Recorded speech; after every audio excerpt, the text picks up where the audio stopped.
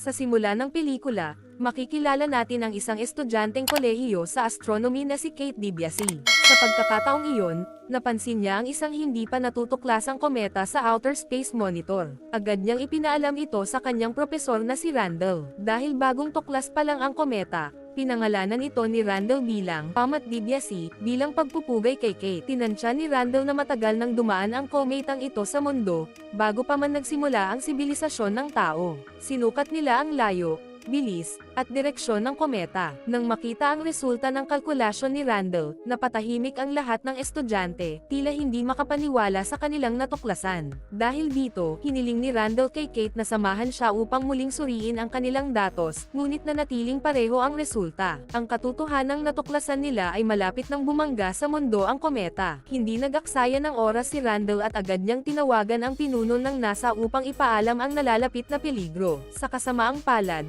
hindi ito pinansin ng NASA at itinuro lamang siya sa National Defense Agency. Sa kabutihang palad, naniwala si Dr. Teddy, ang pinuno ng ahensya, sa natuklasan ni Randall at nangakong ihaharap ito sa White House. Dahil dito, agad silang isinakay sa isang military aircraft ng Estados Unidos at dinala sa White House. Pagdating nila sa tirahan ng Pangulo, sinalubong sila ni Dr. Teddy at ng commander ng militar ng US. Ngunit nang dumating ang Pangulo, tila binaliwala lamang sila ng gobyerno. Sa halip na pagtuunan ng pansin ang mahalagang impormasyong dala nila, pinaghintay pa sila ng 12 oras para lamang marinig na abala ang Pangulo sa pagpili ng bagong Chief Justice ng Korte Suprema. Dahil sa sitwasyong ito, labis ang pagkadismaya ni Randall at Kate, lalo na't ang impormasyong dala nila ay tungkol sa kaligtasan ng sangkatauhan. Gayunpaman, kinabukasan ay ipinatawag si Randall ng Pangulo at binigyan ng 20 minuto upang ipaliwanag ang kanyang natuklasan. Ngunit dahil hindi sanay si Randall na humarap sa Pangulo ng harapan, kinabahan siya ng husto at nahirapang ipaliwanag ang impormasyon. Nanginginig ang kanyang katawan sa matinding nerbiyos. Sinabi rin ng Chief of Staff ng Pangulo na hindi dapat paniwalaan ang talumpati ni Randall dahil mukha siyang may sakit na tremor. Bukod pa rito, hindi rin binigyang halaga ng Pangulo ang impormasyong dala nila dahil mas nakatuon siya sa pagtatatag ng isang pampamilyang dinastiya sa gobyerno ng Estados Unidos. Dahil hindi matanggap ni Kate ang pagbaliwala ng gobyerno sa kanilang natuklasan, agad niyang tinawagan ang kanyang kasintahan na si Philip, isang mamamahayag. Hiniling niya kay Philip na bigyan siya ng pagkakataong makapagsalita sa telebisyon. Sa madaling sabi, nagawa ni Randall at Kate na makapunta sa isang pribadong istasyon ng TV. Sa katunayan, nagbigay pa ang TV station ng isang abogado na naka-antebase sakaling ituring ng gobyerno na isang diversion tactic lamang ang mga pahayag ni Randall sa gitna ng politikal na taon. Bago pa man dumating ang oras nila sa programa, isang sikat na mga awit ang nag-propose sa kanyang kasintahan ng live, dahilan upang tumaas ang ratings ng palabas. Dahil dito, mas nag-focus ang mga tao sa istasyong iyon, kaya naman lalong kinabahan sina Randall at Kate. Ngunit nang dumating na ang kanilang oras sa programa, imbes na seryosohin, ininsulto lamang sila ng mga host. Sinawag nilang kalokohan ang sinasabi ni Randall. Hindi matanggap ni Kate ang pang-aalipusta ng mga host kaya nagwala siya sa set at agad na umalis sa istasyon. Matapos ang insidenteng iyon, pinagtawanan at kinutya si Kate ng mga tao sa internet. Maging ang kanyang galit na mukha ay inedit at ginawang meme upang lalong mapahiya siya. Mas lalong lumala ang sitwasyon nang iwan siya ng kanyang kasintahang si Philip na ginamit lamang ang kanilang relasyon bilang material sa kanyang website para sumikat. Ngunit may isang nakakagulat na revelasyon, ang pinuno ng NASA mismo ang unang nagutos sa lahat ng TV stations na ipalaganap na peke lang ang balita tungkol sa kometa. Isang linggo ang lumipas at lumabas naman ang balitang may isang iskandalosong relasyon ang Pangulo sa isang nominado para sa Korte Suprema. Dahil dito, iniutos ng Pangulo na ipahuli ng FBI sina Teddy, Randall, at Kate. Ngunit may mas malalim na dahilan kung bakit ito ginawa ng Pangulo, hindi lang para patahimikin sila, kundi para magamit ang balita tungkol sa kometa upang mailihis ang atensyon ng publiko mula sa iskandalo. Upang makuha muli ang tiwala ng mamamayan, nagpahayag ang Pangulo na susuportahan niya si Randall sa lahat ng kanyang kailangan para sa misyon. Kasabay nito, pinalitan niya ang pinuno ng NASA ng isang dating general ng militar na si Benedict. Dahil dito, muling bumanggo ang pangalan ng Pangulo at nanalo siya sa halalan. Matapos ang kanyang pagkapanalo, agad niyang itinalaga ang kanyang kabit bilang ng Chief Justice. Samantala, patuloy na naging usap-usapan sa media ang tungkol sa kometa. Si Randall ay madalas na iniimbitahan sa mga sikat na TV stations bilang panauhin, habang sina Kate at Teddy ay iniimbitahan lamang ng mga istasyong kontra sa gobyerno. Makalipas ang 3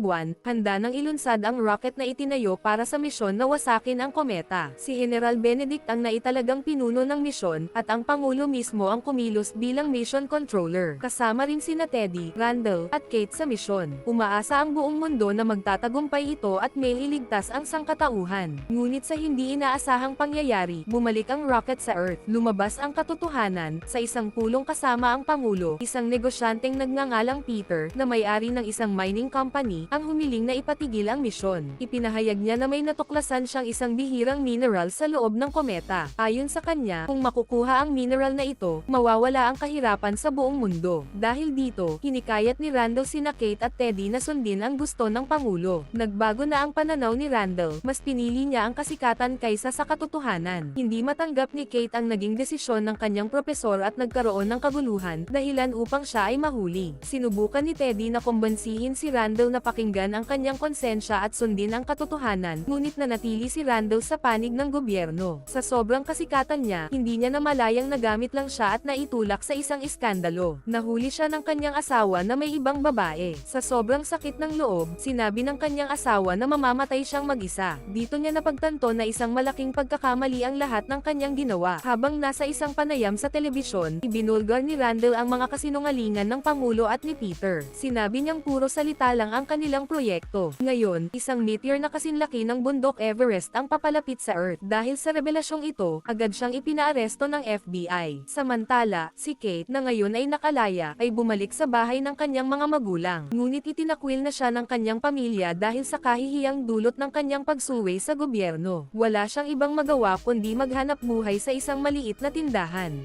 Sa kabila ng lahat, nakilala ni Kate ang 3 lalaking may kaparehong pananaw sa kanya, galit din sila sa gobyerno. Sa huli, sumama siya sa grupo nila. Pagsapit ng ika-25 araw bago bumagsak ang kometa, kitang-kita na ng buong mundo ang liwanag nito sa kalangitan. Dahil dito, gumawa ng trending topic sina Randall at Kate sa Twitter upang ipakalat ang katotohanan. Mabilis itong naging viral at umani ng suporta mula sa publiko. Maging ang mga sikat na artista ay nag-organisa ng charity concert bilang pagsuporta sa kilusan ni Randall. Hindi naman nanahimik ang Pangulo at agad itong sumagot, hinihimok ang mga tao na huwag tumingin sa langit. Ngunit wala nang naniwala sa kanya. Sa katunayan, inihayag ng Russia at China na naghahanda na sila ng isang misyon upang pasabugan ang kometa bago ito bumagsak sa Earth. Sa kasamaang palad, natanggap ni Teddy ang balita na sumabog ang rocket bases ng Russia at China. Wala nang natitirang pag-asa. Ang tanging magagawa na lang ng sangkatauhan ay maghintay sa kanilang kapalaran. Dahil dito, huminto na ang mga tao sa kanilang pang-araw-araw na gawain at tinanggap na lamang ang kanilang trahedya. Samantala, inanyayahan ni Randall si Kate na manatili sa kanyang bahay. Balak niyang humingi ng tawad sa kanyang asawa sa huling pagkakataon. Sa kabilang banda, inilunsad naman ng Pangulo at ni Peter ang kanilang drilling rockets. May ilang rockets na umabot sa kometa, ngunit ang karamihan ay sumabog sa kalawakan. Sa huli, hindi pa rin ito sapat upang sirain ang kometa. Dahil dito, dali-daling nagtungo ang Pangulo at si Peter sa kanilang inihandang underground shelter. Sa kabila ng lahat, inalok pa ng Pangulo si Randall ng isang pwesto sa ligtas na kanlungan. Ngunit tinanggihan ito ni Randall. Pinili niyang manatili at magpakasaya sa huling sandali ng mundo kasama ang mga taong mahalaga sa kanya. Sa pinakahuling eksena, bumagsak ang kometa sa Earth at winasak ang lahat. Tahimik na tinanggap ng mga tao ang kanilang kapalaran habang nilalasap ang kanilang huling sandali. At dito nagtatapos ang pelikula. Mag-subscribe na kung hindi ka pa nakasubscribe, pindutin na rin ang notification bell at like button para sa marami pang movie recap katulad nito, at mag-iwan ng comment down below. And as always, thank you for watching.